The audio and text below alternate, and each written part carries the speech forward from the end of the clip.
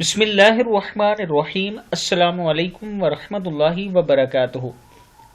ام المومنین سیدہ عائشہ صدیقہ رضی اللہ تعالی عنہا فرماتی ہیں، ایک فقیرنی میرے پاس آئی اپنی دونوں بیٹیوں کو لیے ہوئے۔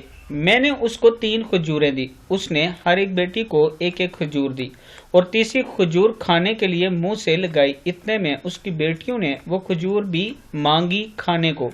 اس نے اس کھجور کے جس کو خود کھانا چاہتی تھی 2 ٹکڑے کیے۔ ان دونوں کے لیے مجھے یہ حال دیکھ کر تعجب ہوا۔ میں نے جو اس نے کیا تھا رسول اللہ صلی اللہ علیہ وآلہ وسلم سے بیان کیا۔ آپ صلی اللہ علیہ وآلہ وسلم نے فرمایا، اللہ تعالیٰ نے اس سبب سے اس کے لیے جنت واجب کر دی یا اس کو جہنم سے آزاد کر دیا ہے۔ صحیح مسلم کی حدیث ہے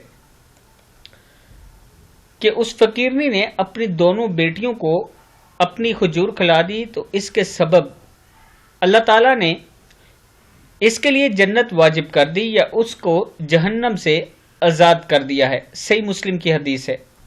میں اپنے دوستوں سے گزارش کروں گا کہ اس ویڈیو کو آپ نے آگے ضرور شیئر کرنا ہے اور ایک مرتبہ درود شریف پڑھ کے امت مسلمہ کے لیے ضرور دعا کرنی ہے۔ السلام علیکم ورحمۃ اللہ وبرکاتہ۔